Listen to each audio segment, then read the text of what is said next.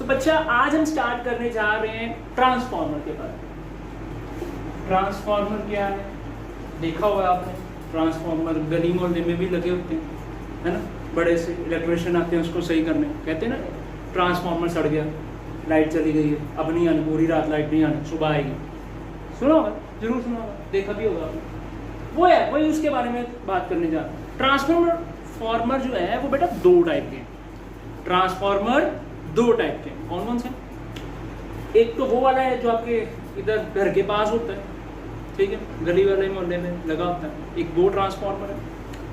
और एक ट्रांसफार्मर होता है जो कि सर्किट हाउस में लगा होता है। सर्किट हाउस लाइक जैसे पावर हाउस जिसको हम कहते हैं ना, जहाँ से अल्टरनेटिव करंट बनता है, वो बड़े वाला होता है। दो टाइप के होते हैं, ठीक है, ओके। तो ट्रांसफार्मर क्या है, क्या चीज? एक वो डिवाइस है, it is a device that transform the voltage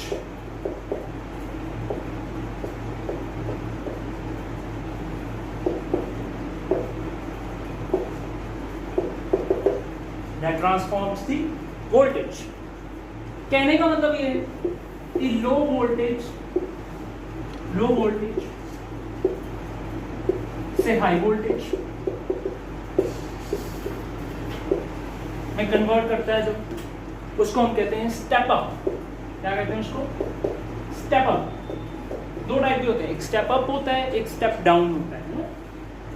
low voltage से हाई वोल्टेज की अगर जो कन्वर्जन करता है, मतलब जो लो वोल्टेज से हाई वोल्टेज, उसको कहते हैं स्टेप अप। ये बेटा पावर स्टेशन में लगा होता है, जहाँ पे अल्टरनेटिंग करंट जो है वो बनता है, जो हमारे घरों में आता है, राइट, जो हमारे घरों में आ रहा है, कहाँ से आ रहा है? पावर स्टेशन से बनकर आ रहा है, ठीक है, स्टेप अप पावर स्टेशन। वो क्या करते हैं? वो हाई वोल्टेज हमारी तरफ भेजते हैं, लो वोल्टेज से हाई वोल्टेज में कन्वर्ट करते हैं, ठीक है। पहला पॉइंट ये रहा। सेकंड पॉइंट में हम आगे बात करते हैं हाई वोल्टेज से लो वोल्टेज, हाई वोल्टेज से लो वोल्टेज। 220 का ही चाहिए ना, उससे थोड़ी ना ज्यादा चाहिए। हाँ, तो हाई वोल्टेज से लो वोल्टेज, हमारे हाउस होल्ड में लो वोल्टेज की रिक्वायरमेंट होती है, ज़्यादा हमें वोल्टेज की ज़्यादा ज़रूरत ही नहीं है, ठीक है। तो वो क्या है? Step down. ये हमारा वही है जो मोहल्ले में लगा होता है, उसको कहते हैं स्टेप डाउन ट्रांसफार्मर, ठीक है। अब बाकी बात करते हैं इसका प्रिंसिपल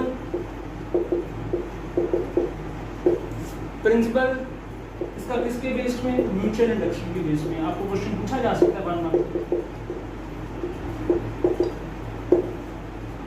देखो इसको दोबारा से बताता हूँ। एक वो डिवाइस है जो कि वोल्टेज को ट्रांसफॉर्म करता है। ट्रांसफॉर्म बोले तो लो वोल्टेज से हाई वोल्टेज में कन्वर्ट करता है और हाई वोल्टेज को लो वोल्टेज में कन्वर्ट करता है।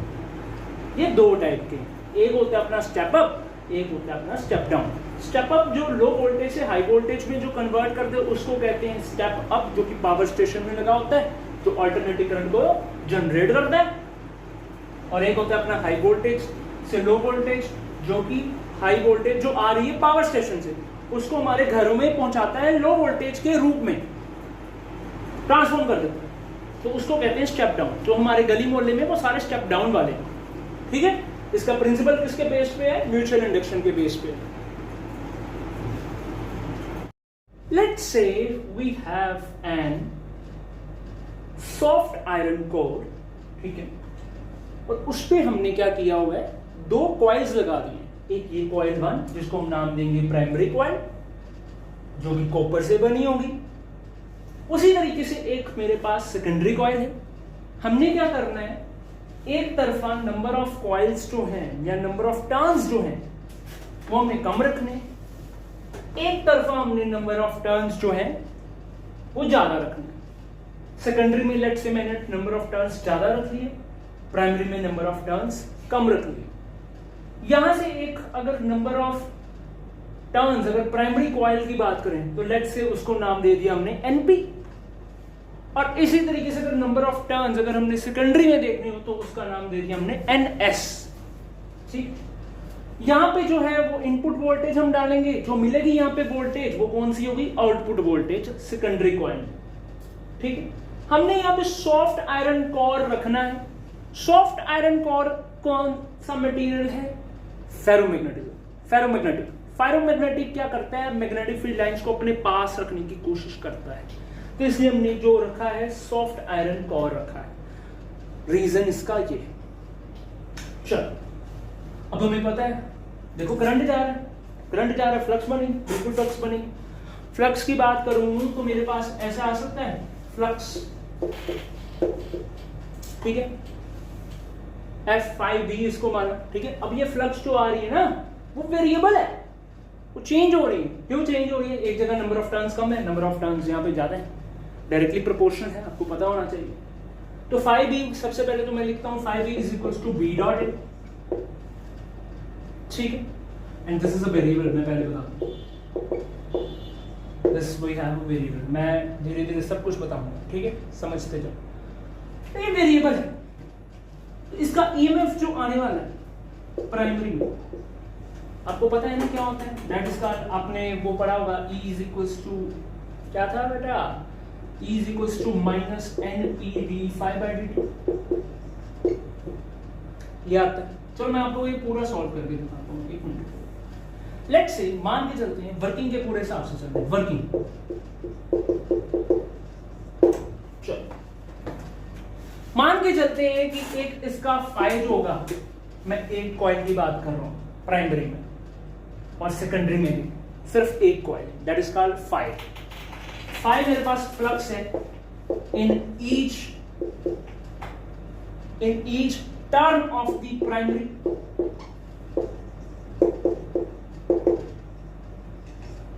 ठीक है, जो किसके बराबर होगी, phi in each turn of secondary, वो भी फाइव के बराबर। ठीक, इसमें पहले में जो फ्लक्स आई है, ठीक है, हर एक टर्म में उसको भी मैंने फाइव मान लिया, लेट्स से मैंने इसको भी क्या मान लिया, फाइव मान लिया। ठीक, लेट्स से मान के चले कि नंबर ऑफ, या मैं कह दूं टोटल फ्लक्स है, टोटल फ्लक्स, ठीक है, प्राइमरी किसमें, प्राइमरी, तो 5P जो होगा वो किसके बराबर होगा, NP इंटू 5। टोटल फ्लक्स की बात कर रहा हूं, मतलब ये 5A है, मल्टीप्लाई किसके साथ करा दूंगा, जो मेरे पास नंबर ऑफ टर्न्स है प्राइमरी में, तो वो क्या आ जाएगा, flux in primary which is equal to number of turns in the primary coil multiply with flux in each turn. तो इस तरीके से मिल जाएगा मेरे को टोटल फ्लक्स प्राइमरी में, राइट। ओके, इसको मैं जरा इरेज कर लूं, आप भी पहले तो नोट कर लो, फिर आगे बढ़ते हैं। सो टोटल फ्लक्स कितना आया प्राइमरी में, 5P is equals to NP into 5, right. So this is a total flux in primary. अगर मैं इंड्यूस्ड की बात करूं, है ना, इंड्यूस्ड फ्लक्स, अब आपको पता है अगर फ्लक्स है, ठीक है, तो इंड्यूस्ड ईएमएफ भी होगा, ठीक है, किसमें, प्राइमरी की बात चल रही है, तो प्राइमरी भी हो सकते हैं। आपको पता होना चाहिए कि E जो है प्राइमरी, फैराडेज का second law, E is equal to किसके बराबर, माइनस d∅P बाय dt, ठीक, minus d∅P by dt, where 5P is the flux in a primary coil, ठीक है, क्योंकि हम EMF बता रहे हैं, ये इसकी जो वोल्टेज आएगी, इनपुट वोल्टेज, वो इस EMF पे डिपेंड करती है, वो EMF के बराबर है वो वाला। So this is equals to minus d∅P by dt, got it? आगे बढ़, अगर मैं इसके आगे बढ़ता हूं तो यहाँ पे ये भी चेक करो कि 5P जो है वो किसके बराबर है, NP इंटू 5, राइट। तो फ्लक्स इन प्राइमरी जो होगा वो किसके बराबर आ जाएगा, minus d by dt। 5P किसके बराबर है, NP इंटू 5।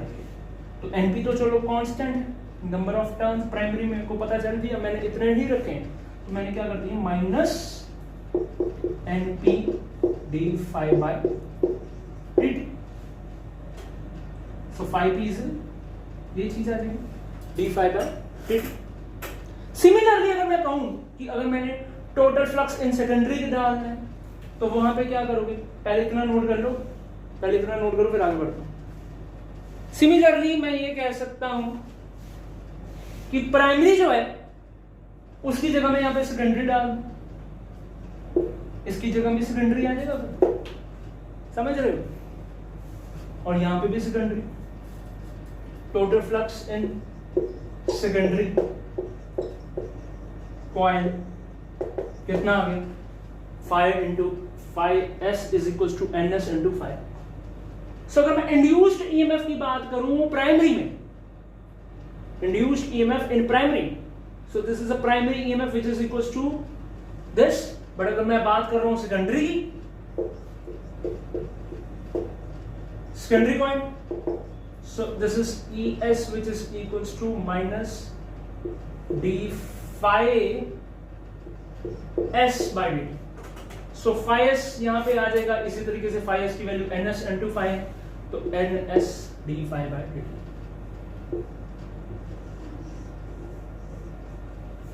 ठीक, पहले तो यहां पे देखो ये हमारे पास निकल गई है ईएमएफ, प्राइमरी की भी निकल गई है, सेकेंडरी की भी निकल गई है।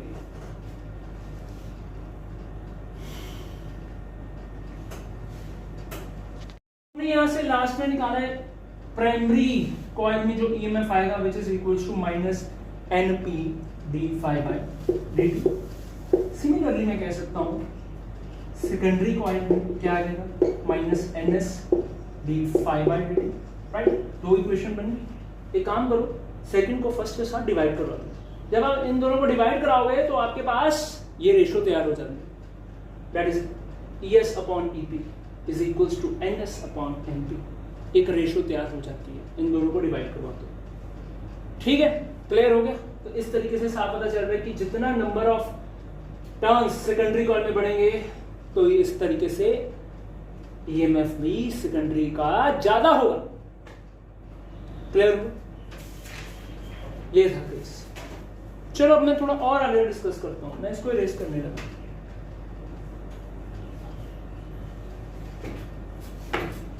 दो केस हैं। अपना एक केस बनता है बेटा जी स्टेप अप का,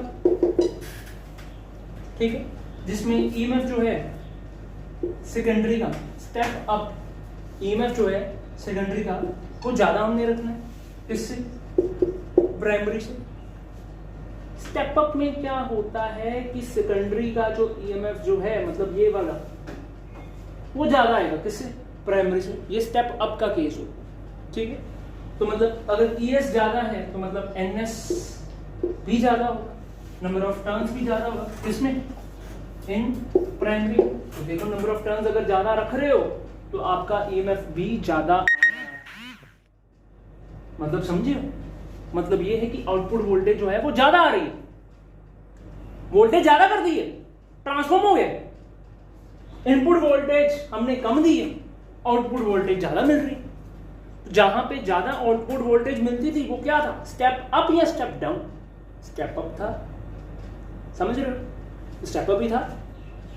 तो इस केस में ये स्टेप अप वाला केस होता है। स्टेप अप में याद रखना, ये जो आप करते हो ना, ये जो पावर स्टेशन वाले जितने भी हैं वो क्या करते हैं, उनको ये करना पड़ता है, नंबर ऑफ टर्न्स इसमें ज्यादा रखने पड़ते हैं। अगर नंबर ऑफ टर्न्स ज्यादा होंगे तभी तो सेकेंडरी कॉइल में ज्यादा ईएमएफ प्रोड्यूस होगा, और वही हमारे घर तक उन्होंने भेजना होता है। क्लियर हुआ ये चीज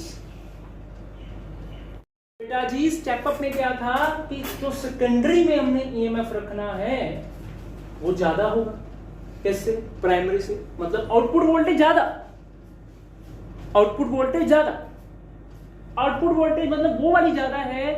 अब जो मैंने अभी बताया ना, जैसे पावर स्टेशन होते हैं, पावर स्टेशन क्या करते हैं, वो लो वोल्टेज से हाई वोल्टेज में कन्वर्ट करते हैं। स्टार्टिंग में इंट्रोडक्शन में मैंने करवाया ट्रांसफार्मर के, देख लो चाहे कॉपी चेक कर लो, वहां पे भी मैंने कराया लो वोल्टेज से हाई वोल्टेज। तो लो वोल्टेज से हाई वोल्टेज कब होती है, लो वोल्टेज से हाई वोल्टेज तभी होगी जब सेकेंडरी कॉइल के नंबर ऑफ टर्न्स ज्यादा होंगे। ये चेक कर सकते हो आप। तो मतलब मैं कह सकता हूं कि जो नंबर ऑफ टर्न्स हैं सेकेंडरी के वो ज्यादा होंगे। किससे? नंबर ऑफ किसके? प्राइमरी कॉइल से। ऑफ कोर्स लो वोल्टेज से high voltage. This is what step up. कौन सा? पावर स्टेशन वाला। अब तो समझ लग गई। आगे बढ़े।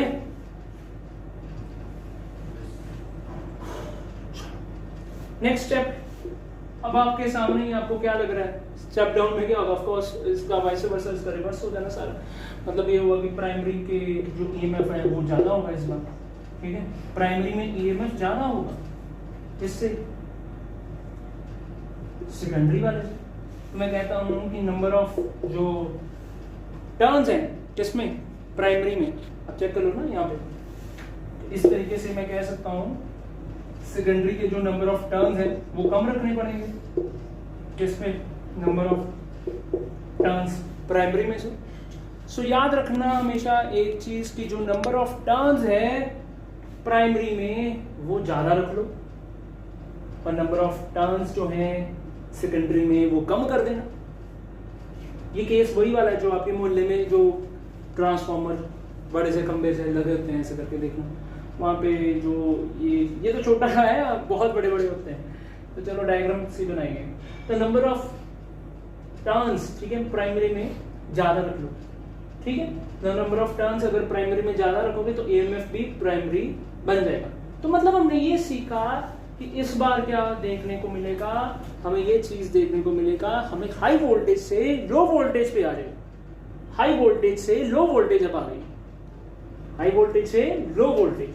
ठीक है, पहले हाई थी, आप चेक कर सकते हो। पहले हाई मिली, अब पहले हाई मिली थी, अब लो हो जाएगी। Power station step down. बात करने लगे अब हम 100% एफिशिएंसी। 100% एफिशिएंट। 100% एफिशिएंट। चलो देखो, इसका मतलब ये है कि जो पावर इनपुट में हम लगा रहे हैं वही पावर आउटपुट में भी। मतलब input power that must be equal to output power. ठीक है, पावर होता है अपने पास V × I, पढ़ा होगा आपको। तो मतलब मैं लिख सकता हूँ इनपुट पावर कौन सी? प्राइमरी वाली। प्राइमरी वाली है ना इनपुट पावर। तो मतलब मैं कह सकता हूँ कि जो ईएमएफ इनटू प्राइमरी वाला मल्टीप्लाई कराऊंगा किसके साथ? करंट। कौन सा? प्राइमरी वाला। इसमें जो करंट दौड़ रहा है प्राइमरी वाला ही होगा, IP, which is equals to कौन सा? पावर आउटपुट वाला। आउटपुट में ये अपने पास ES आ जाएगा और यहाँ पे I × S आ जाएगा सेकेंडरी में। तो यहाँ से एक और चीज पता चला कि प्राइमरी ईएमएफ, या ऐसा कर लेते हैं, सेकेंडरी डिवाइडेड बाय यहाँ पे इस तरीके से EP बना लेते हैं। तो EMF in secondary coil divided by EMF in primary coil that must be equals to किसके बराबर? IP upon IS। IP upon IS check कर लो।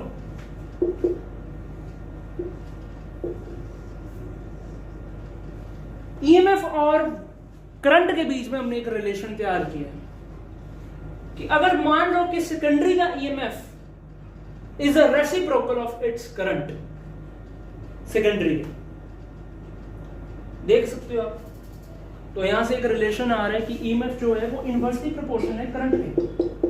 चेक करो, चेक करो, चल रही समझ? पता चला यहां तक कैसे आया? So EMF is inversely proportional to the current. The current. ठीक है, मतलब ये हुआ कि अगर मैं वोल्टेज को इंक्रीज कर दूं, let's say if we increase the voltage, है ना, वोल्टेज अगर इंक्रीज हो जाती है तो करंट जो है वो क्या हो जाता है? डिक्रीज हो रहा है। वोल्टेज अगर मैं किसी की इंक्रीज कर रहा हूं, करंट डिक्रीज हो रहा है, एंड वाइस वर्सा। लिख लो। So, if we increase the voltage,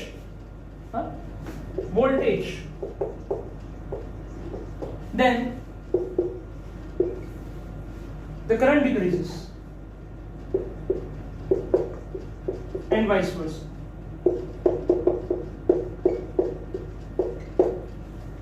ठीक है,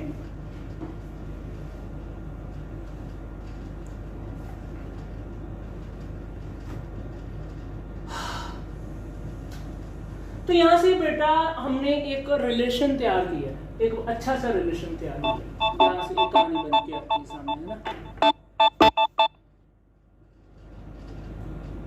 यहां से एक कहानी बन के आती है। EMF is inversely proportional to the current 1/I।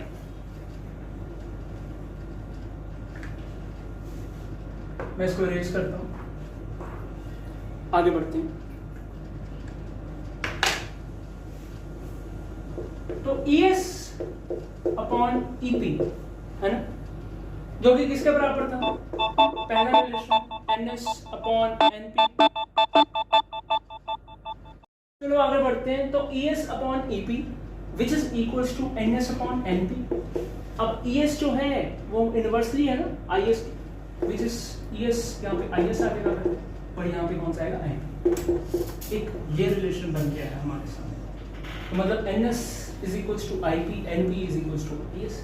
बात तो होगी, मतलब ये नंबर ऑफ टर्न्स के भी इनवर्सली प्रोपोर्शन है। जिसके नंबर ऑफ टर्न्स अगर ज्यादा है उसमें मतलब करंट कम दौड़ रहा है, बात तो ये आती है। फिर नंबर ऑफ टर्न्स अगर ज्यादा है, लेट्स से इसका EMF ज्यादा आ रहा है, वो क्यों आ रहा है, नंबर ऑफ टर्न्स अगर ज्यादा है। तो नंबर ऑफ टर्न्स अगर ज्यादा है तो उसमें करंट जो दौड़ रहा है वो कम होगा, क्योंकि इनवर्स रिलेशन। कंसेप्ट समझे हो? ठीक है, तो ये कंसेप्ट है प्रैक्टिकल ट्रांसफॉर्मर।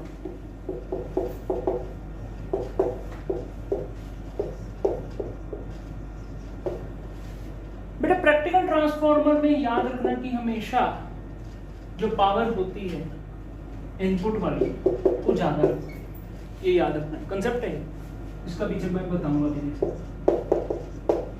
ठीक है, तो एक एफिशिएंसी नाम की चीज होती है जिसको हम ईटा के साथ डिनोट करते हैं, ईटा। ठीक है, उसका एक फार्मूला आता था कि अगर मैं आउटपुट पावर, ठीक है, पावर कौन सी, आउटपुट वाली, डिवाइडेड बाय पावर कौन सी, इसको मल्टीप्लाई कर देते हैं 100 के साथ। तो पावर आउटपुट वाली ES into IS secondary divided by input वाली पावर कौन सी, अपनी EP, मल्टीप्लाई किसके साथ कराना पड़ेगा मेरे को, 100 के साथ। नोट कीजिए इसको।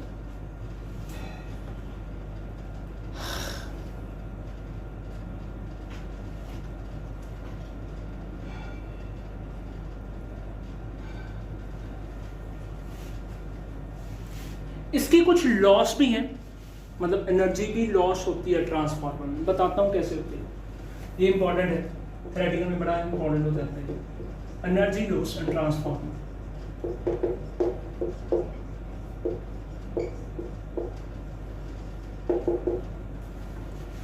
बहुत इंपॉर्टेंट, रिपीट कर देता हूँ। ये मेरे पास एक कॉइल है और कॉइल में करंट की डायरेक्शन इस तरीके से ये घूम रहा है और फ्लक्स इस तरीके से जा रही है। This is a flux, direction of flux इस तरीके से होती है। और यहाँ पे अगर लेट्स से डायरेक्शन इस तरीके से आ रही है तो ये वाला पोर्शन जो है वो फ्लक्स की लीकेज में चले जाता है। ठीक है, सो ये चीजें जो ये आप देख रहे हो ये फ्लक्स की लीकेज हो रही है। तो बेटा जी यही कारण है, यही रीजन है कि हम इसका सॉफ्ट आयरन कोर का यूज करते हैं। ठीक है, ताकि फ्लक्स लीकेज ना हो सके। ये बहुत बड़ा लॉस है पावर का ट्रांसफार्मर। पावर लॉस भी होता है ट्रांसफार्मर में। ठीक है, किसके थ्रू, वाइंडिंग जो कि उसके बीच में जो रेजिस्टेंस होता है उसके कारण होता है। ठीक है, किस फॉर्म में एनर्जी का लॉस होता है, हीट की फॉर्म में होता है। हीट की फॉर्म में होता है एनर्जी का लॉस। आपको पता है जॉल्स लॉ के अकॉर्डिंग हीट जो होती है वो किसके बराबर है, I square multiply by R into T, where R is a resistance. तो रेजिस्टेंस के कारण ही हीट का एनर्जी लॉस हो रहा है। तो मतलब रेजिस्टेंस को क्या करना चाहिए, मिनिमाइज करना चाहिए, बिल्कुल कम करना बहुत जरूरी है। तो यही कारण है हम ना कॉपर की वायर का यूज करते हैं क्योंकि उसका रेजिस्टेंस कम होता है। यही कारण है। अगर आपसे पूछा जाए बेटा कॉपर ही वायर क्यों, कॉपर की वायर क्यों, बाकी भी तो वायर्स हैं, एल्यूमिनियम है, पर कॉपर का रेजिस्टेंस बहुत कम है, ठीक है। और एक और थिक वायर, थिक वायर भी आप यूज करो, जरूरी है। पता क्यों, पता है क्यों? देखो रीजन इसका ये बनता है, R is equals to rho L upon ए।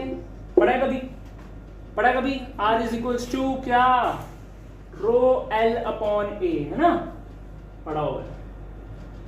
तो वहां पे क्या होता है, अगर तुम एरिया को बढ़ा दो तो रेजिस्टेंस कम हो जाता था, समझ रहे हो? तो एरिया क्या है, एरिया मतलब वायर को थिक कर दिया, इससे रेजिस्टेंस कम हो जाता है। अब देखो बहुत मोटी मोटी वायर होती है, थिक वायर होती है, ठीक है, सही है, जहां पे करंट बहुत ज्यादा हाई हो जाता है, करंट बहुत ज्यादा हो जाता है हाई। ये देखो I square, thick wire, thick wire on that side where the current is very high, where the current is high.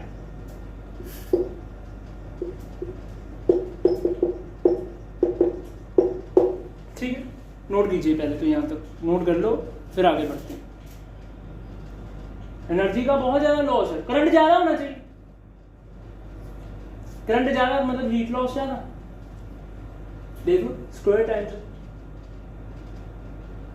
है ना, करंट कम होना चाहिए। सो देखो दोबारा से अल्टरनेटिंग करंट क्या करता है, अपनी डायरेक्शन चेंज करता है। जैसे जैसे वो अपनी डायरेक्शन चेंज करता है तो इसका मतलब ये है magnetic field direction changes continuously, ठीक है। मतलब वो कभी मैग्नेटाइजेशन हो रही है और कभी डीमैग्नेटाइजेशन हो रही है, ठीक है, कभी मैग्नेटाइजेशन हो रही है, कभी डीमैग्नेटाइजेशन हो रही है। अगर हम हिस्टैरिसीस लूप इसकी बनाकर देखें तो हमें ये प्रैक्टिकली पता चलता है कि जो एनर्जी का लॉस हो रहा है वो डायरेक्टली प्रोपोर्शनल है एरिया ऑफ हिस्टैरिसीस लूप के। कहने का मतलब ये है कि जैसे जैसे अगर हम हिस्टैरिसीस लूप जो आप देख रहे हो, अगर उसका एरिया बढ़ा दूं, एरिया अगर उसका बढ़ जाए तो एनर्जी का बहुत ज्यादा लॉस है, बहुत ज्यादा लॉस, ठीक है, बहुत ज्यादा लॉस हो जाता है।